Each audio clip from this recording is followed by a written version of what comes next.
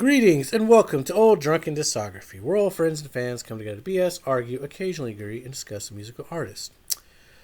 We don't have Cole Quit this week. It's just Tim and I. He is out of the country. We hope for his safe return. We're going to keep the Dave Grohl train running a little longer with just a few one-offs, starting with Probot. We also have our Green Day Saviors and Sleater Kinney's Little Rope First Impressions videos coming out this week, hopefully. And then next week we'll start Rise Against Deep Dive. So, let's just get into it. Probot. Tim? Yes. What's up with Probot? What's up with Probot? Probot's a pretty awesome little project, actually. So, the idea behind it was Dave Grohl recorded a bunch of songs, as he does, like the first Foo Fighters album or Songs from the Laundry Room, etc. Dave Grohl's just recording stuff because he can. And you can tell on a lot of these that they were inspired by the artists that he sent them to, because he basically just sent a bunch of tracks to people and said, do what you want with it. And there was a theme, of course. These are all like pretty underground metal 80s bands that he's involved with this. But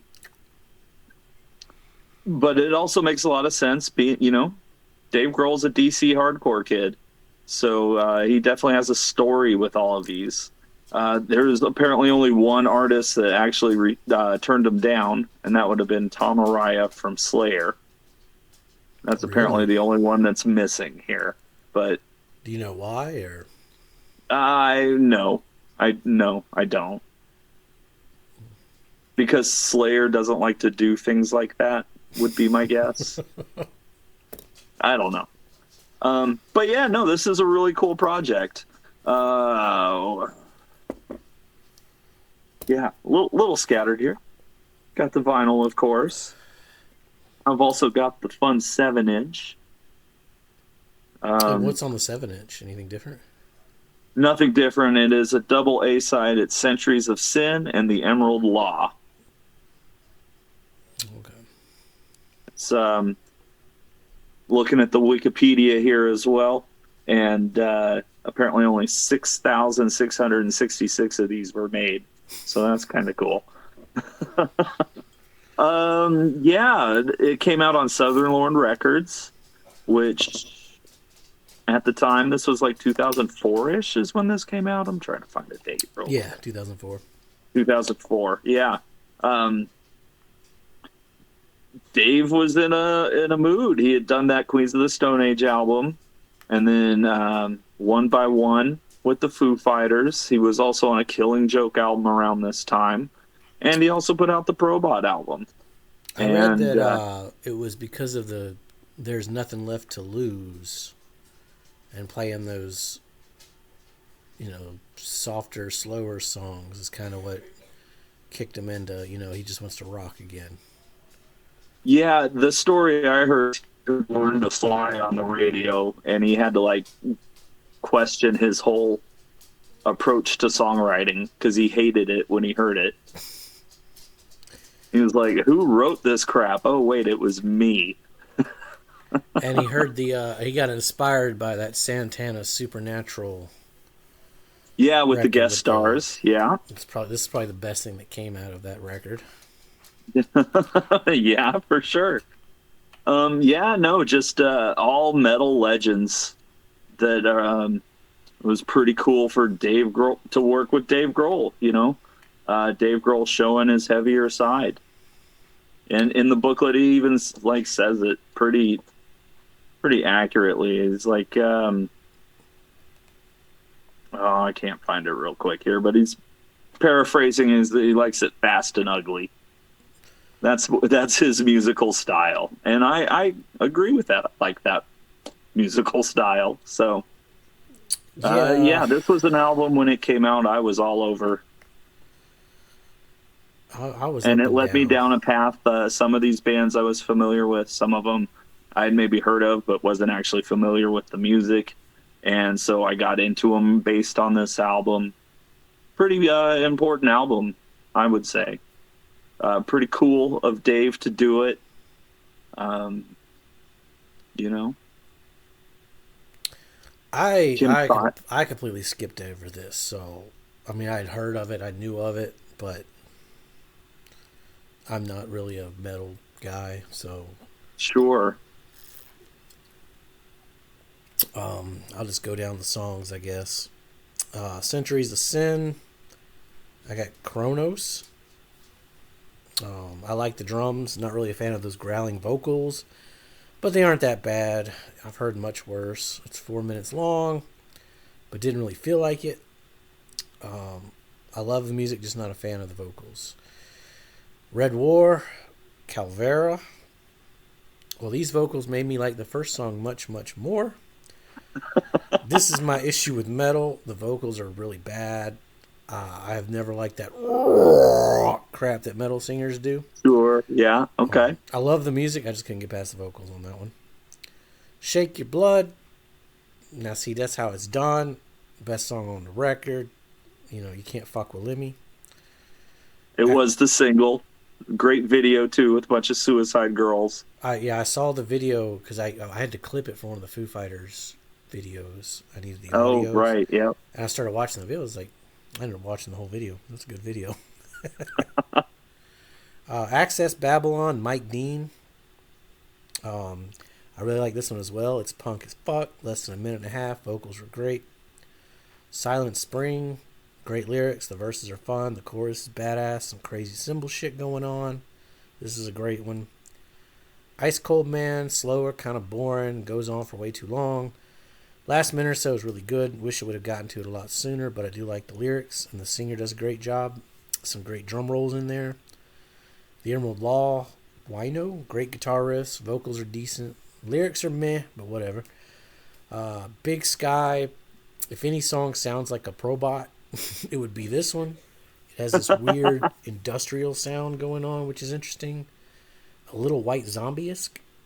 I dug it. Dictasaurus. This is a headbanging song for real. I really like the From Now On Things Are Gonna Change melody. This one is a highlight for me, plus the song name. My Tortured Soul. I could take or leave this one. It's not bad, just doesn't really stand out as much as the other tracks. The bass is thick though, which is cool. Chorus melody is great. Sweet Dreams, I like the vocals. Sounds like a twisted clown almost. Dude hits some high notes. It's like King Diamond, I guess.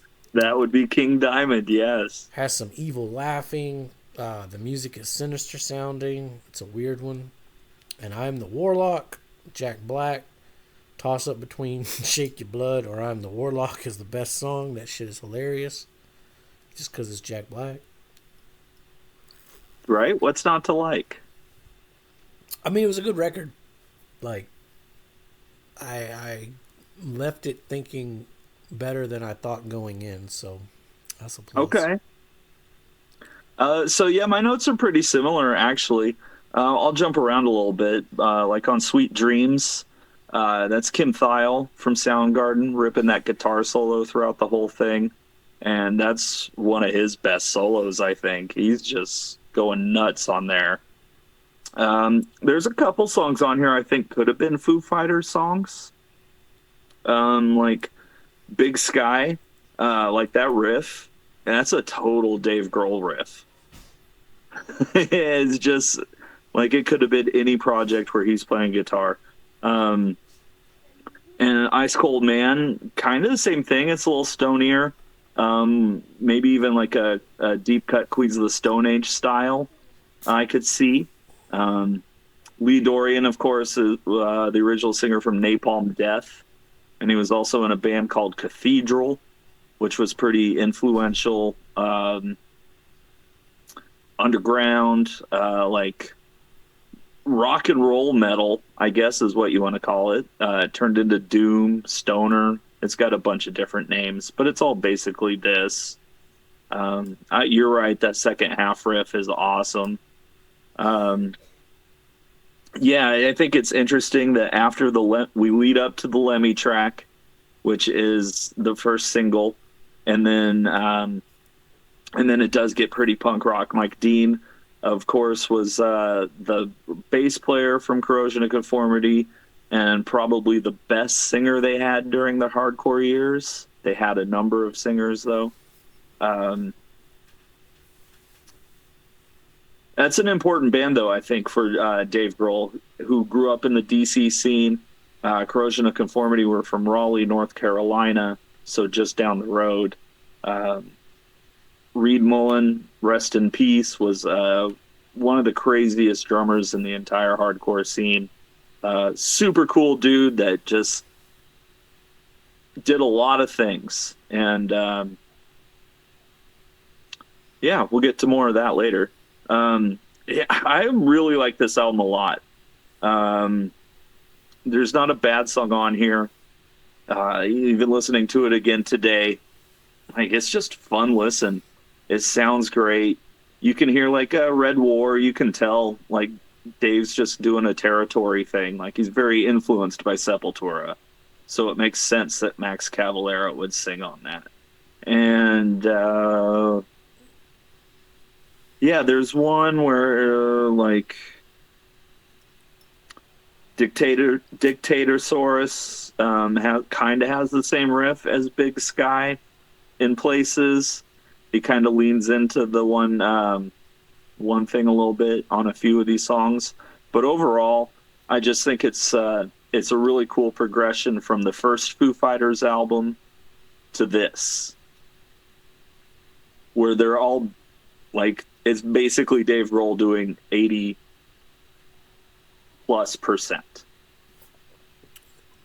This one obviously has more input from other people, but yeah, it's a fun album. It was one of my favorite metal albums of that year because really a lot of like metal core and melodic stuff just wasn't doing it for me during that decade at all. And the fact that it's Dave Grohl, like, that's crazy. Yeah. And yeah, it's always a treat to hear him play drums for me. This also would tie in with them Crooked Vultures on that path if you're following the career. Which we need to cover them because I do like them Crooked Vultures. That's a great album. I hope we get another one. You're right. I Am the Warlock could be the best song on here. The lyrics are so good. Yeah, and Jack sells it so great. Rest in peace, Eric Wagner. We lost him for COVID.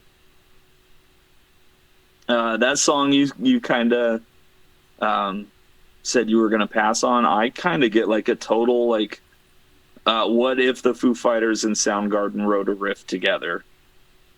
Musically, the chorus, it's very Chris Cornell style. The My Tortured Soul. Yeah. And then the bridge is super melodic, and I'm here for it. It's great.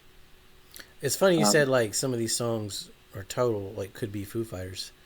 We'll talk about Dream Widow in another video, but a lot of that could be like that's Foo Fighters. Some of it. Well, and is it the Foo Fighters, or is Dave doing it? That's one of my questions for that one. So we'll get to it. Yeah, we'll get to that one. Yeah. I remember when this came out, it was a big deal, and I probably heard, some of it. I remember Shake Your Blood, but I think it's a really cool album. Great artwork, of course.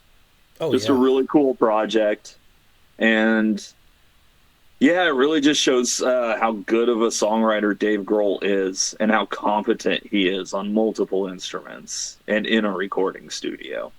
Just writing songs, like, as a whole. Yeah. Yeah. Song structure. Because from what I understand, the musical tracks were pretty much finished when he sent them off. And so they wrote the songs around what was already sent to them. Okay, so they basically just wrote the lyrics and the melody, like just sang. Yeah, and like Lemmy's doing the bass track on his. Kronos does the bass track on his track. Kim Thile does a couple guitar solos. I think Tom G. Warrior's playing guitar. I know Wino's playing guitar. People are playing tracks here and there, but the rest of it is Grohl. I mean, it's hard. It's Yeah.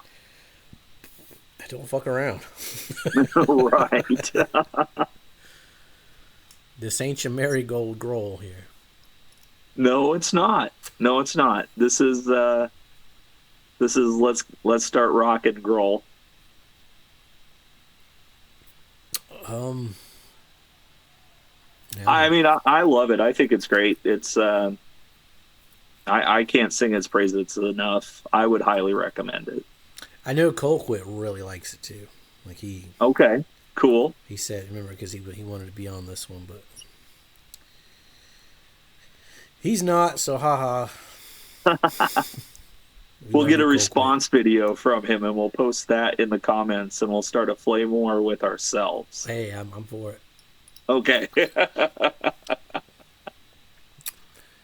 I got this. My wife got me a wine advent calendar, so I've just been drinking these little bottles of wine. It's been fun. That's when you forget how many days are left before Christmas. No, oh, I did too. I was like 3 or 4 bottles behind. I'm like, shit. Hence why I'm still drinking it in January. Nice. Yeah, I guess up next we're gonna talk about teenage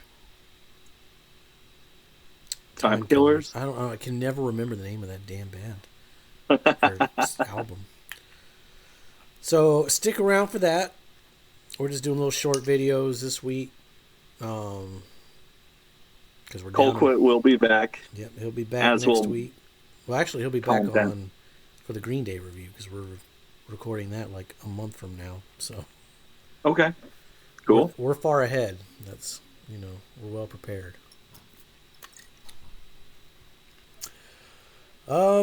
Yeah, give us a like, subscribe. If you haven't already, go check out our Foo Fighters discography. Lots of varying opinions on that one. And be safe, make good decisions.